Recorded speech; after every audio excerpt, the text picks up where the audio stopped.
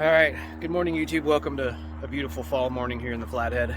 I have a clutch master showing up today, a clutch slave cylinder showing up today, so I'm gonna run up to Hobo Freight, get a new creeper. I want a low profile creeper for that, getting under that car because it's pretty low. And when I crawled under there the other day, it's actually pretty clean under there. I don't see a whole lot of leaks. You can still see all the GM tags under there. It looks good, and I'll show you when we go to do that. But I am going to go to Hobo Freight and then up to Napa and get some synthetic dinosaur juice and a filter so we can get that oil changed today too. That way, if I do get the clutch, maybe I can move it around, but I want to make sure there's fresh oil and stuff in it first. So we'll go do that, and then we'll get back to you later. All right, we're back with Mouse. Just took some more door panels or interior trim pieces off and found more turds and stuff behind that. So went through and more vacuuming and more vacuuming and more vacuuming.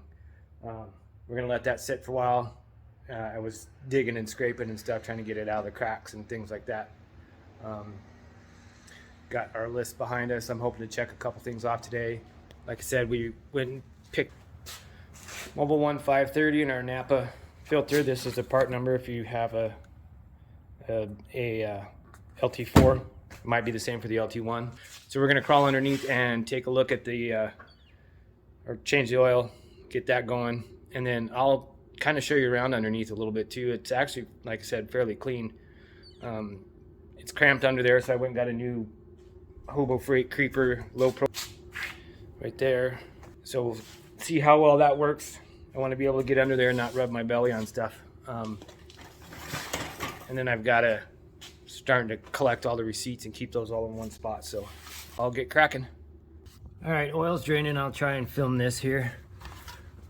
But other than, so that's just mess from me, that right there too. But I mean, look at how clean the oil pan is, other than the spider webs from sitting in the field.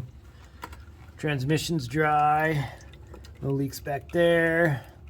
Looks like they went from 2.5 to 3 inch exhaust out the back, which explains those mufflers. But definitely clean under here.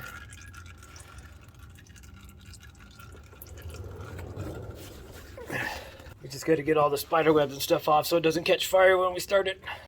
All right, so I just tracked my clutch parts, and now it says it won't be here till Monday. So I guess I'm not doing a slave cylinder and a master cylinder on the clutch this weekend. So I'll probably continue cleaning up some more and then maybe put the seats back in.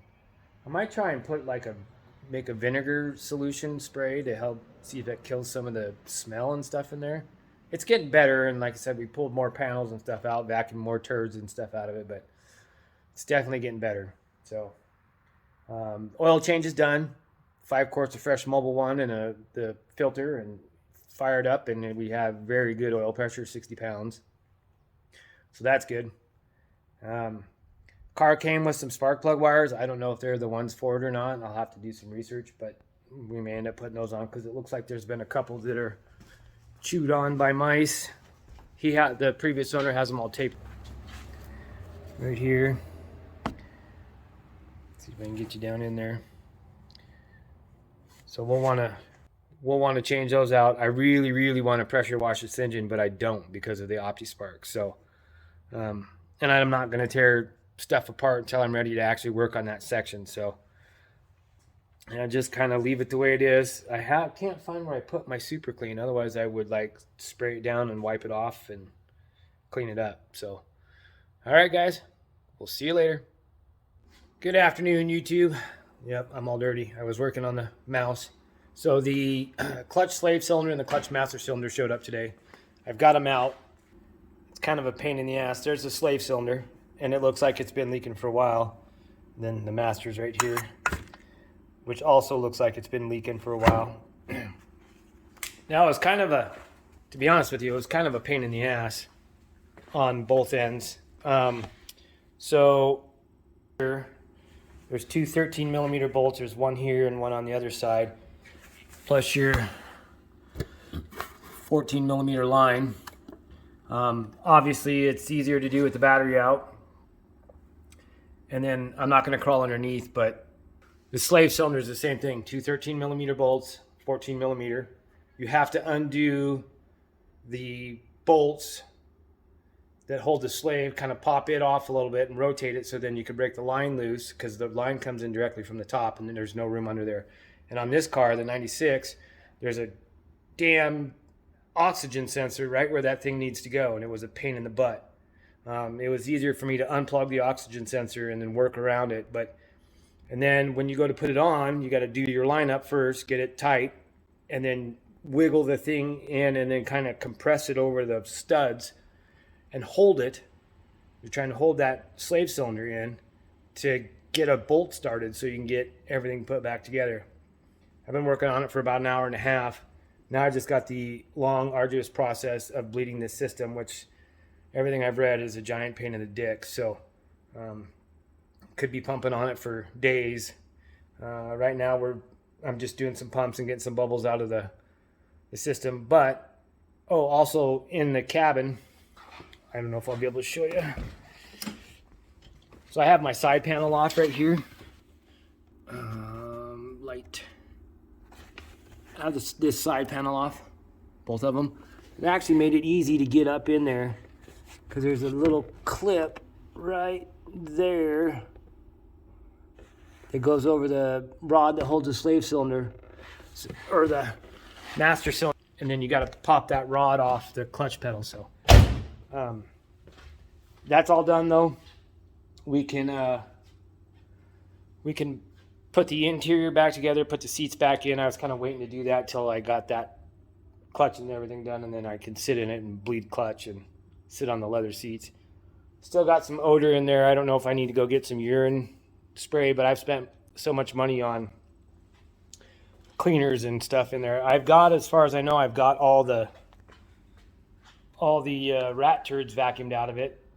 It's just a matter of getting the urine smell and stink out of there. I mean, it could take weeks for this with the windows open, which while it's in the shop all winter on jack stands, I'm leaving the windows open all winter. So hopefully it detoxifies itself over a period of time. But we've shampooed the front carpets many times. I threw the back ones away. Like I said, I still think the smell is coming from down in there. And there's really not much I can do to get it clean. Carpets are cleaned.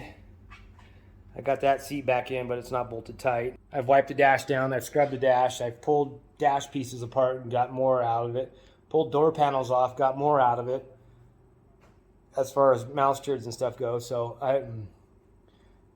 there's not much more for me to pull apart. So it could just be one of those things that it may stink its whole life. It may need a whole complete new interior. I'm already going to order the rear section, but the fronts just may need to go. I don't know. We'll find out.